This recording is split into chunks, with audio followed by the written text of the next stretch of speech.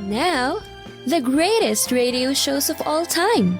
Suspense. The Shadow Node. Washington calling David Harding, Counterspy. Classic radio theater. The Great Gildersleeve. Fibber McGee and Molly. Dragnet. Gunsmoke. The Lone Ranger. Now, step back into a time machine with your host, Wyatt Cox. Good evening, friends of the Inner Sanctum. Espionage drama this hour. Don-Maclaughlin and Mandel-Kramerr in Counterspy.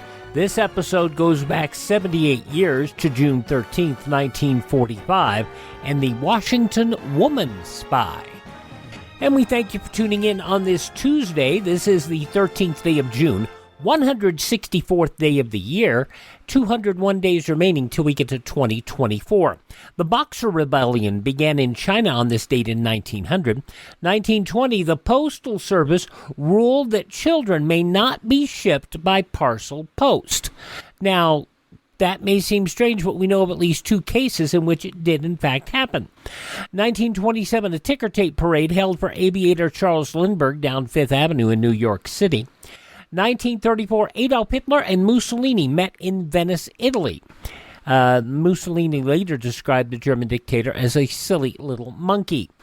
In 1935, one of the biggest upsets in championship boxing, the 10-1 underdog James J. Braddock defeated Max Baer in Long Island and became the heavyweight champion of the world. 1942, the U.S. opened its Office of War Information. Attention, please.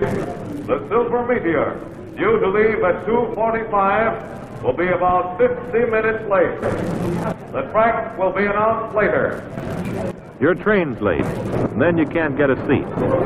It's an upper or nothing. What? Club card? No, sir. Sometimes you can't get on at all. You need a priority to travel by plane. You have trouble getting a taxi. Buses are crowded. Will you send this tomorrow, please? Sorry, no deliveries until next week. You use your car, and then a tire goes flat. Sometimes you can't find gas, even with ration tickets. That's the situation now, and it isn't going to get any better for the duration. But there are important reasons behind it. American transportation is doing the biggest job in its history and the best, but it's all geared to war. Every line, every carrier, every road leads to the battlefronts of the United Nations. Although we try to serve you as best we can, you've had to suffer some discomfort. Remember this, our trains did run to serve you only. Now they're serving the war. Watch us in action and you will understand why. That's Joseph B. Eastman, Office of Defense Transportation, in one of a bunch of Office of War Information films, this one entitled Right of Way. 1966, the Supreme Court set forth in Miranda v. Arizona that police must advise suspects of their rights upon taking them into custody. 1967, Thurgood Marshall nominated to become the first African American on the Supreme Court. 1971, the New York Times began publishing the Pentagon Papers. I think the public's reaction has been, we did need to know this information, we had a right to know it, and they are calling, I think, on their legislators now to act on that information. Daniel Ellsberg, on his release of the top-secret Pentagon Papers of U.S. governmental decision-making in relation to the Vietnam War, the New York Times, the Washington Post, and other newspapers. Ellsberg still alive and kicking at this date at the age of 92. Now, the space probe Pioneer 10, launched in 1972, became the first spacecraft to leave the solar system on this date in 1983.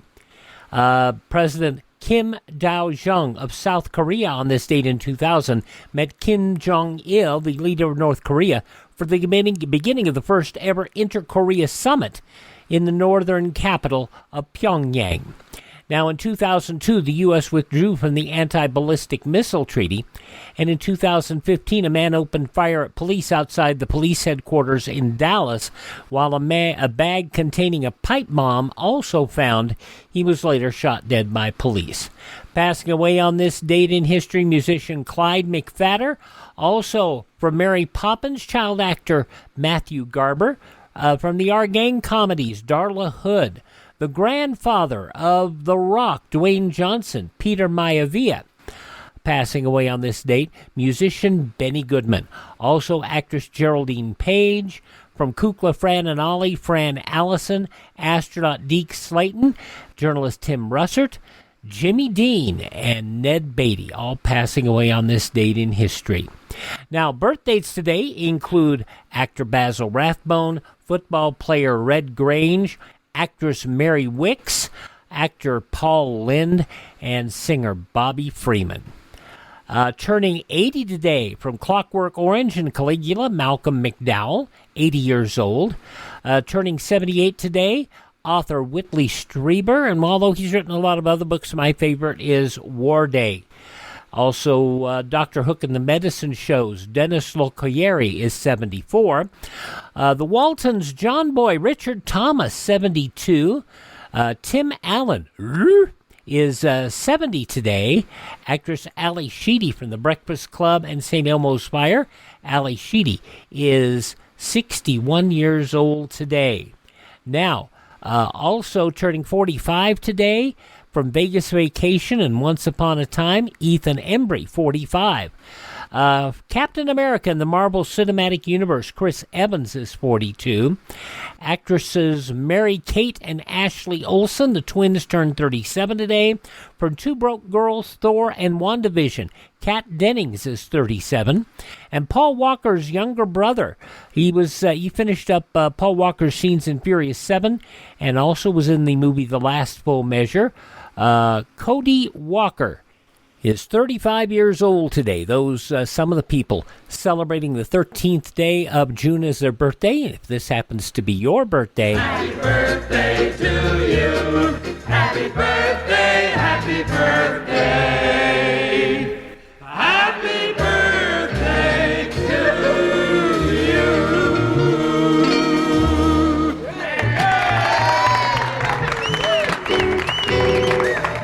And from Wednesday, June 13th, 1945, 8:30 p.m. Eastern Wartime, David Harding, Counterspy, and the Washington Woman Spy.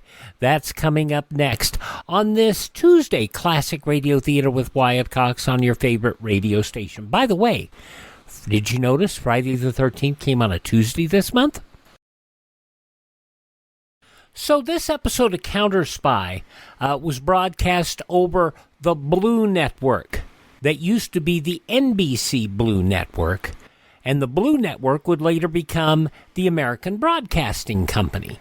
They felt at the time that NBC controlling two full nationwide radio networks was not a good thing for business. So there you know, the more you know.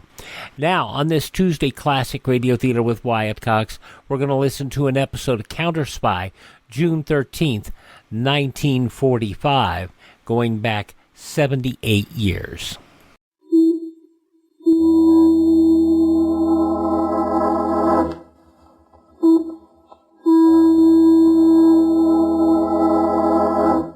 Washington, calling David Harding, Counterspy.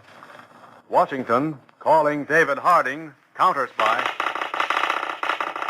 Harding, Counterspy, calling Washington.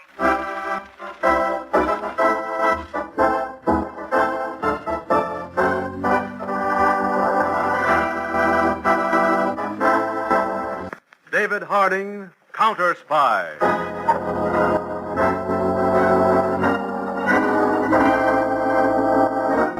In Washington, a very prominent bachelor by the name of Harold R. Blake stood in the center of his expensive apartment. The time, 11:25 at night. A dim light burned on a small ebony side table. Mr. Blake stood there. His face was ashen white. Great beads of perspiration stood out on his forehead. Go on. Pull the trigger, you coward. You betrayed your country. Go on. Go on.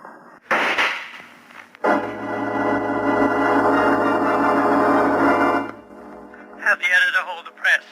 Harold R. Blake has just committed suicide in his living room. He left a note saying it was because of ill health.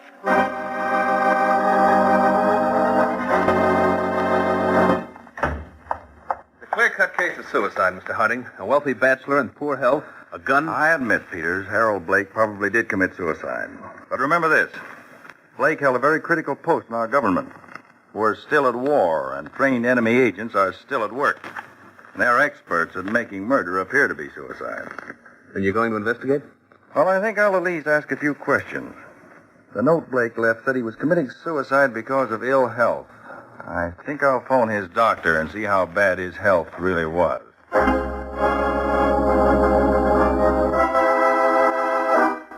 You would know, Dr. Wolf, if Mr. Blake was in poor health. Mr. Harding, I was shocked at Mr. Blake's suicide. From everything I know, he was in perfect health. Thank you, Doctor. That's all I wanted to know. Goodbye.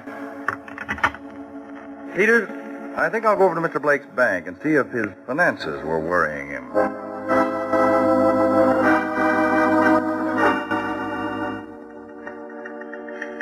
No, Mr. Harding. Mr. Blake's finances were in perfect condition.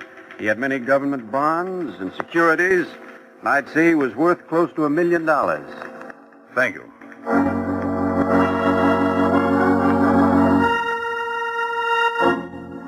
Peters, when a man commits suicide, it isn't his health and it isn't finances. Look for the woman. Exactly. That's just what I want you to do, Peters. Pick 6 men and turn this city of Washington inside out. But find out what woman Harold Blake paid special attention to.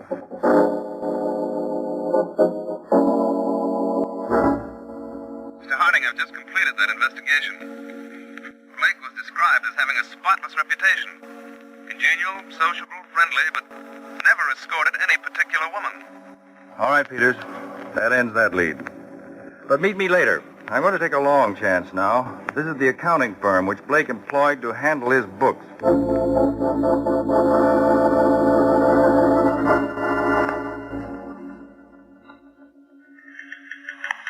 Why, yes, Mr. Harding. We have been the accountants for Mr. Blake's firm for 11 years. Uh-huh. Well, Mr. Stanton, I want you to go to Mr. Blake's office and get his office pad of appointments for the past year. Note especially on the list lapses of time. Then compare those dates with his personal checks. I want to know what personal checks were made out during those periods of absences. It should tell us where Mr. Blake was during those absences.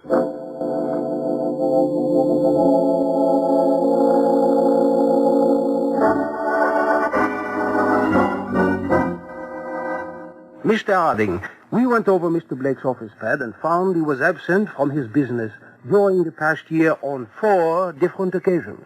A week at each time. Good. Now, during those absences, did he make out any personal checks? Yes, he did. His first absence corresponds with the check he made out at the Saratoga Hotel, Saratoga Springs. During Mr. Blake's second absence, he made out several checks at the clubhouse, Pine Hill, South Carolina. Uh-huh. This third check, it was made out at the Hampton Towers Hotel, Atlanta, Georgia. Uh-huh. The cashing of those personal checks certainly shows where he spent his time when he was absent in his office. Thank you.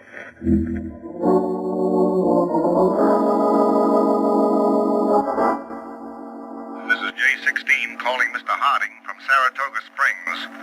Man in question spent week here in company of woman. Dark complexion, about 31, expensively dressed. Unusually attractive. Full report follows.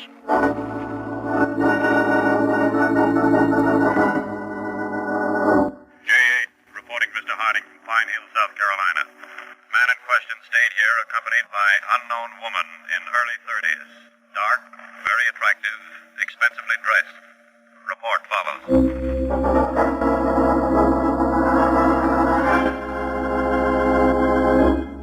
Well, this is beginning to get very interesting, Chief.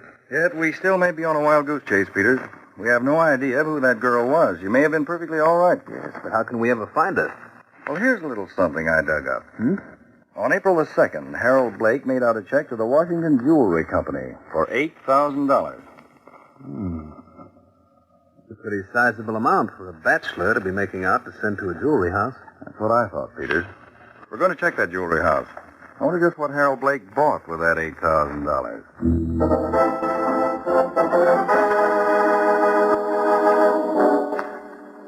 J11, Mr. Harding.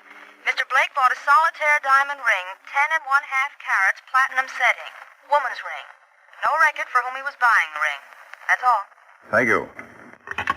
Well, Peters, now we know Mr. Blake bought a ring for some woman. But who's the woman? Where is she? That's a tough question, Chief. Well, let's put 2 and 2 together and try to make 5. An $8,000 ring. That's an expensive ring. Check all insurance companies, Peters, and see if within a few days after April the 2nd, any woman insured a ring for approximately $8,000.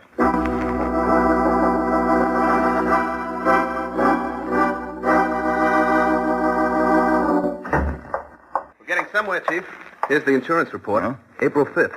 A solitaire diamond ring, platinum setting, was insured for $8,000 by Miss Adele Winston, Hotel Belmont, Washington. Winston, Adele Winston. That's right. I have a report on her here. Age, 32, height, 5'5", light hair, light complexion. Educated in France and Switzerland. Certainly above reproach. But the woman seen with Harold Blake at the resort was dark hair. All the weights are approximately the same. Both apparently wealthy, both smart dressers. Peters, there's something wrong about all this. Something very wrong. The problem has got to be approached from some unusual angle.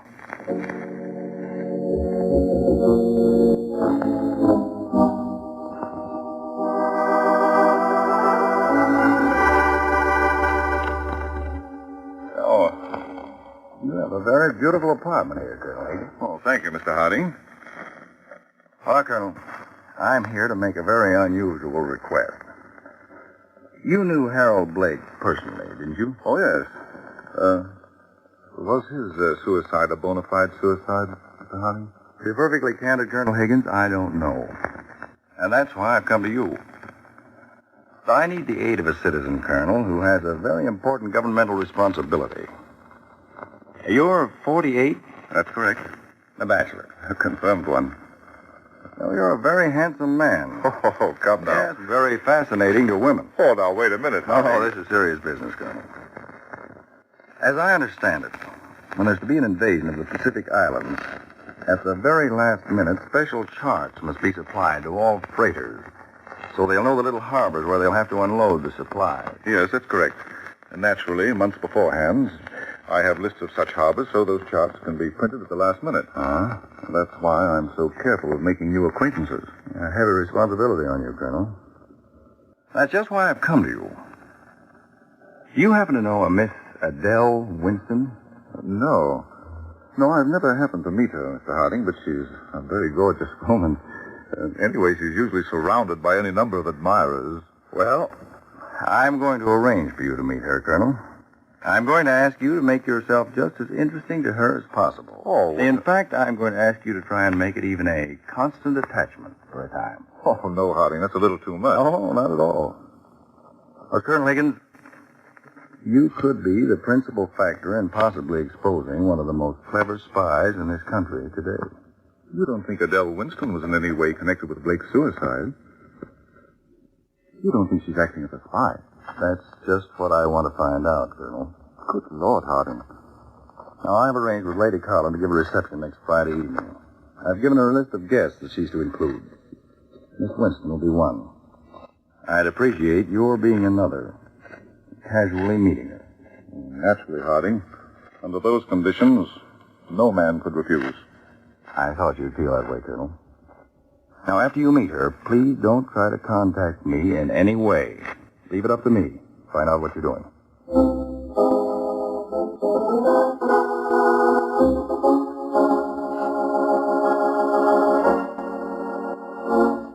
J8 to Mr. Harding. March 24th, 7:35 p.m. Colonel Higgins boarded train at Washington. After an hour, was joined by a woman already on train. She's of dark complexion, expensively dressed, very attractive, black hair, height approximately 5 feet 5 inches. Ticket reads Palm Springs. That is all. That's strange. that's not the description of Adele Winston.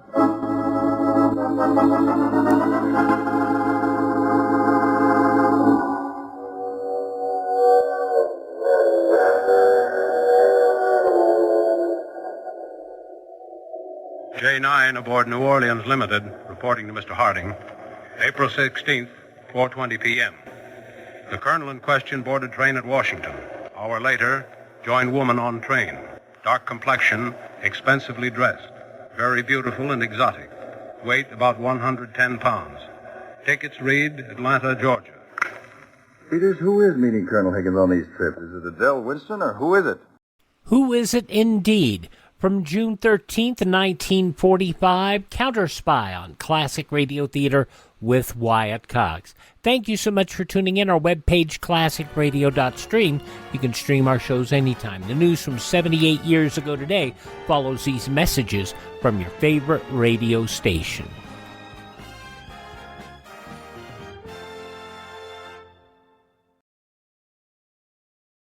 Just going to take a minute here to tell you about the big savings going on now, the clearance sale at mypillow.com. And you know, I've talked about how in my office I have a pair of my slippers, and they're really comfortable, and they're on clearance right now. The mypillow.com slippers, $25 a pair, limit 10. And I would buy 3 or 4 more pairs. Unfortunately, they're out of my size. They also have sheets, pillowcases, clothing items, all on special right now. Go to mypillow.com, click on the clearance tab at the top of the page, use my promo code Wyatt, or call 1-800-928-4715. Limited sizes remaining in the MyPillow slippers, limited colors on other items. mypillow.com, clearance tab, promo code Wyatt, 1-800-928-4715.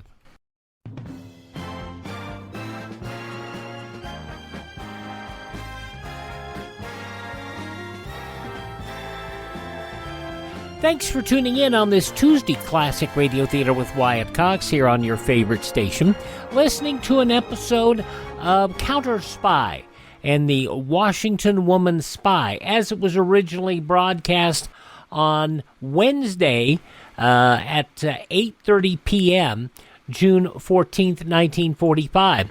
In the newspapers of that Wednesday 78 years ago, these were some of the headlines.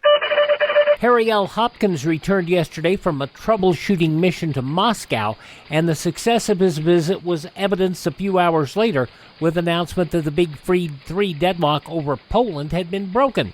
A statement issued jointly in London, Washington, and Moscow said that 12 representative Poles, including 3 associates of the exiled regime in London, have been invited to confer in Moscow Friday on plans for reorganization of that country's government. An all-out American smash against the last-stand position of the Japanese on Okinawa was reported by fleet commanders, by Fleet Admiral Chester W. Nimitz yesterday, less than 24 hours after it was disclosed the Nipponese had ignored a Yank offer to negotiate for their surrender and spare them from inevitable death. The House yesterday approved 251 to 105 legislation outlawing the poll tax as a prerequisite to voting in primaries and election for federal office. A coalition of Republicans and Northern Democrats prevailed after Southern Democrats had succeeded a few hours earlier in blocking House consideration of another anti-discrimination measure, a bill to establish a permanent Fair Employment Practices Commission. With Southerners exerting the balance of power, the House Rules Committee rebuffed President Truman by keeping the FEPC measure bottled up in committee, where it has languished since March. The vote was 6-6. The heart of a new world charter, provisions for a Security Council to enforce peace and back up its decisions with armed might, approved unanimously yesterday by a United Nations Conference Committee. Accepted by diplomats of 50 nations at a public session in San Francisco's Opera House, was a committee which termed these provisions a great historic development and the keystone of a peace infrastructure. 50% less Pullman space and 10 to 12% fewer railroad coaches will be available for civilian travel in August and thereafter, according to Transportation Director J. Monroe Johnson. The critical shortage will last through next March as battle-bound troops from Europe move from eastern ports to western embarkation points, according to Johnson. The Office of Defense Transportation will seek to avoid travel rationing or travel priorities, but he told a news conference if it's necessary, there will be rationing. In Oklahoma City, Jerry Daniel, who set himself up in business yesterday, retired after his first sale. The 11-year-old borrowed $75 from his father, bought a stock of fireworks, and sold a 10-cent Roman candle to his first customer.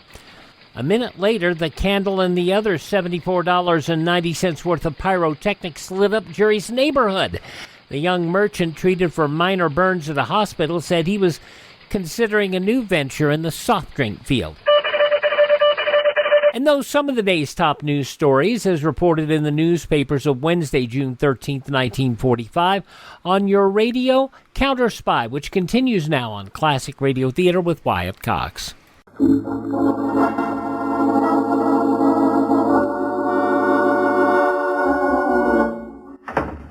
Mr. Harding, I've got the facts on that girl who's been meeting Colonel Higgins. Good, Peters. What'd you find out? You were right, sir. After the girl got off the train with the colonel, I went into a compartment. There were unmistakable signs of dark-colored face powder. There were also traces both of blonde hair and black hair. The black hair had definitely come out of a wig. Uh-huh. Apparently, the girl must board the train, get a compartment, and change her appearance before she comes out and meets the colonel. Oh. And it is Adele Winston, because he's been absent from Washington at the same time as the colonel has. Probably has explained to the colonel that because of her prominent standing, she must disguise herself. And this Adele Winston must have been the mysterious woman with whom Harold Blake went off on trips before he was murdered. Without a doubt. She's connected with his murder in some manner. And now, right now, she and the colonel are down at Virginia Beach. Very much like the Harold Blake setup. That's what I'm afraid of, Peters. And we've got to make sure Colonel Higgins isn't killed the same way.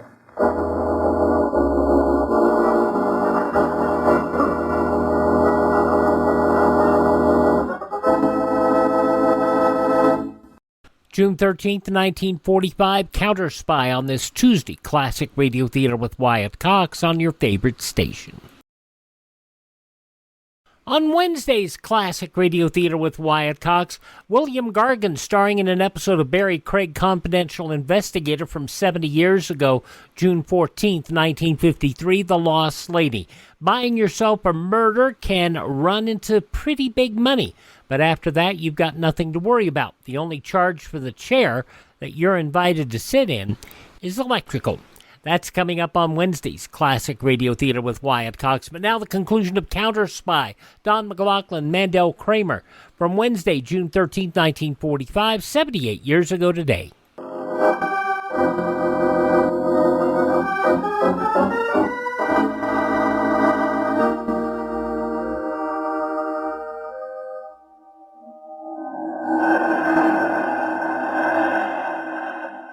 What a beautiful sunset, Adele. Yes, it is beautiful, Roy. I love to lie on the beach after all the others have gone in. Yes, it is nice.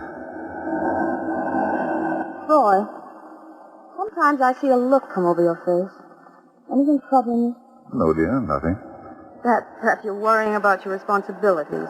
Those charts you will have to have made before Japan is invaded. No, I don't think I am. Oh, I wish we didn't have to go back to Washington tomorrow. Oh, but we must, though. I've got some important conferences. Oh, here, put these in your bag, will you, Adele? I'm afraid I'll lose them in the sand. Well, why bring keys down to the beach? Well, I don't dare leave them in the hotel room. This little flat key. That's quite an odd shape. What does it fit? It's the key to the secret cabinet in my library, where I keep the confidential charts. Oh, no, Roy.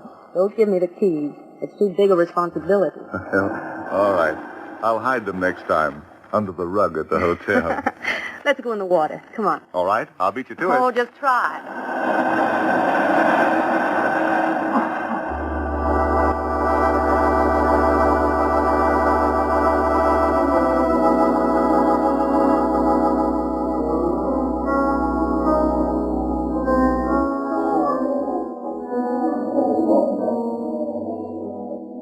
looking for you, Harding. Oh, hello, Colonel Higgins. Glad to see you.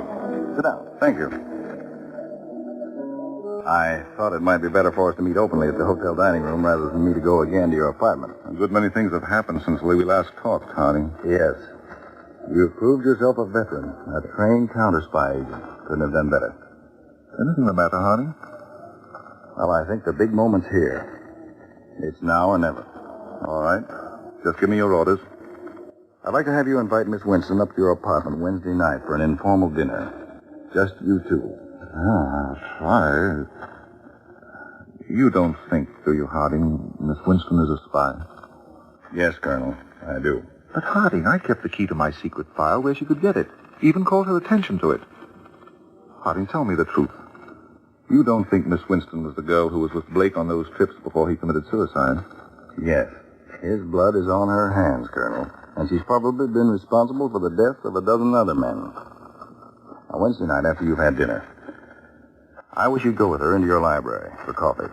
But under no conditions, Colonel, drink the coffee. I'll casually drop in a little later. You intend to break her Wednesday night? If I can. I hope I can. What's the matter, Colonel? White as a sheet. I'm all right. Can I get you something? No? What is it, Colonel? You can tell me. Harding, I've fallen in love with her. You don't mean that. Yes, I do mean it. I love her. Good heavens, you can't. But I do. I think she's innocent. She didn't even try to duplicate the key. She's never even tried to ask me questions about secret government affairs. She's a murderess, Colonel. She double-crossed you in a second. I didn't realize how lonely I've been. She's so clever, smart, beautiful. Everything about her. I can't stand it. You're not thinking of doing what Harold Blake did? No. No, not that. I guess I can see it through. I'm sorry, Colonel. Terribly sorry. Well, I guess there's no more to be said. We'll go through with it tomorrow night, as planned. Yes. But remember, do not drink any coffee that's poured. I wish I could say something, Colonel Higgins. I feel for you from the bottom of my heart. But this is bigger than you or me. I know. But still, I think she's innocent.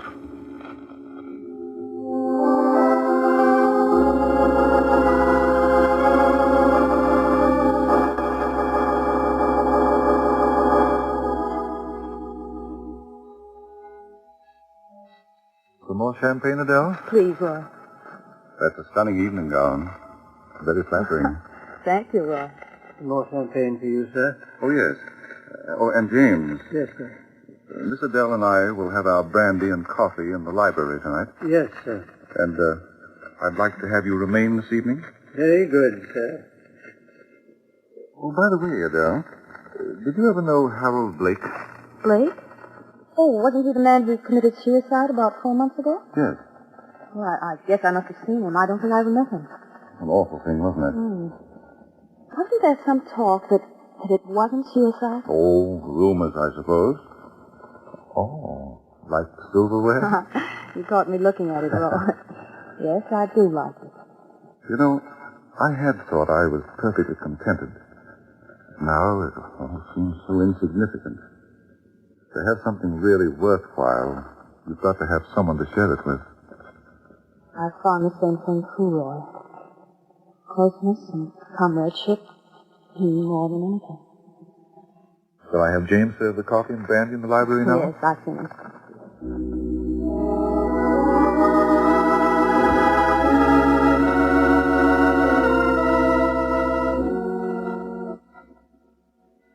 I'd rather sit on the divan with you. Adele, you look like the most sophisticated woman in the world, like one of those gorgeous paintings. And then you'll say something so tender.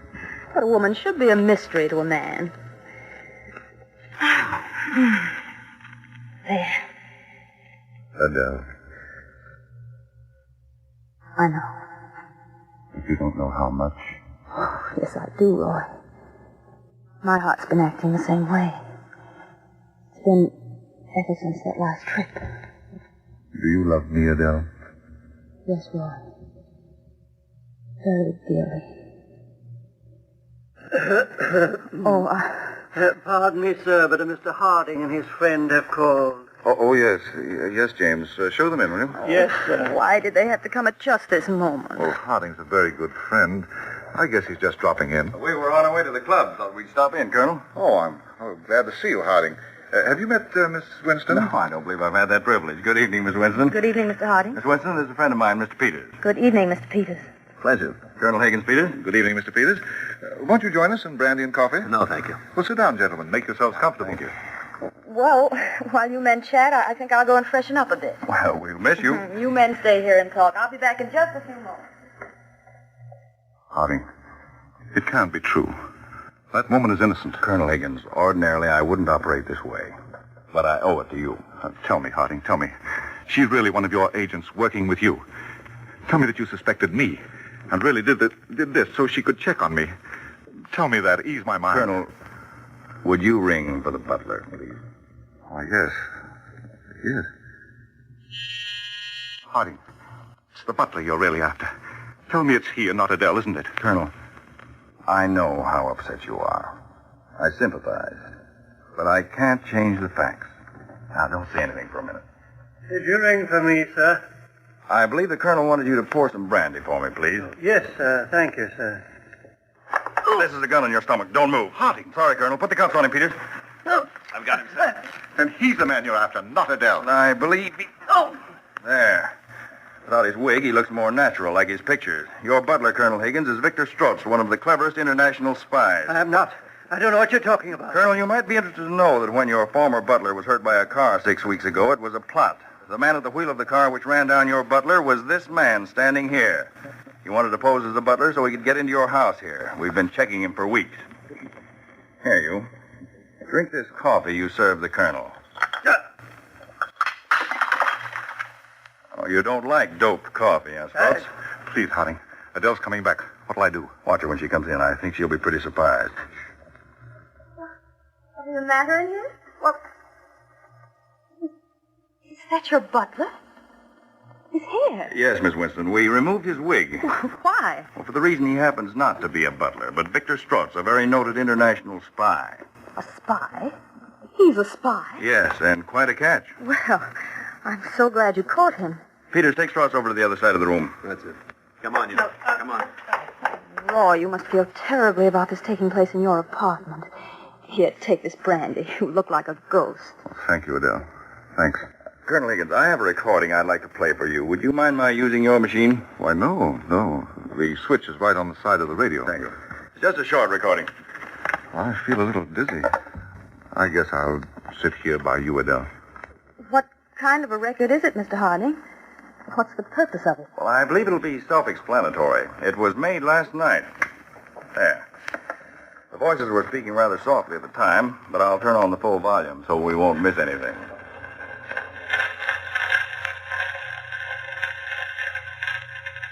must be here. Get the camera ready. No, nothing but personal papers. Colonel told me he kept them in the wall safe in his library. If we don't find them, you'll just have to keep on playing. Oh, that old fool. I want to spit in his face every time I get near him. Well, the plans aren't here. We failed tonight. But he'll probably put them in here tomorrow night. Oh, I hope tonight would be the last. We must break him and force him to commit suicide the way Blake did. If he won't, we'll poison his coffee. Not so quick. You dog! You vermin! I'll kill you! Adele, what are you saying? Fortunately, Colonel Higgins, the plans weren't there. If they had been, you wouldn't be alive tonight. Adele. If they'd gotten them, Adele Winston would have taunted you. She'd have gotten you intoxicated. She'd have told you she'd gotten the plans. You'd be disgraced. She'd have broken your heart, or you'd have done what all the other men have done she's worked on. I would have laughed at the stupid dog. Colonel, her real name is Gerta Stenya of Hungary, and perhaps of Japan, a paid spy who goes to the highest bidder. And that man, Victor Strotz, is her husband. No. Take them all the way, Peters. The other agents are out in the front hall. Let go of me, you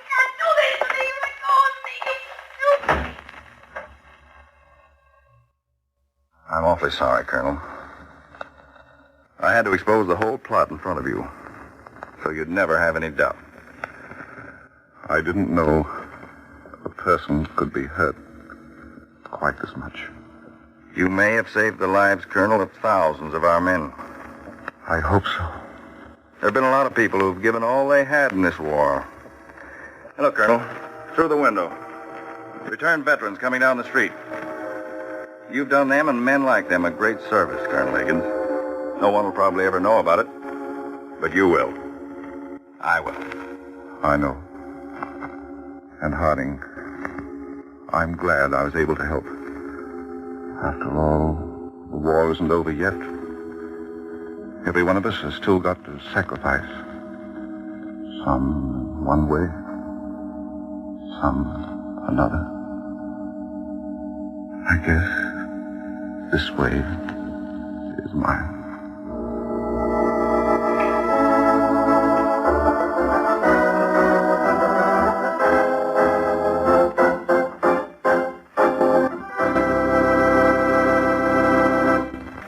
David Harding, Counterspy.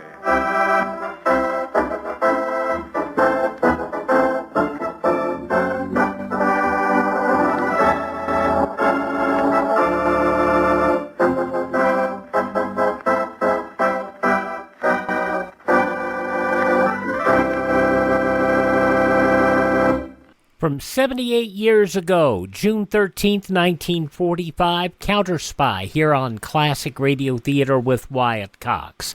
Thanks for making us a part of your day. Don't forget the big clearance sale at mypillow.com. You can click on the clearance tab at the top of the page, look through all the things, including the My Slippers. They are on closeout at $25 a pair, limit 10.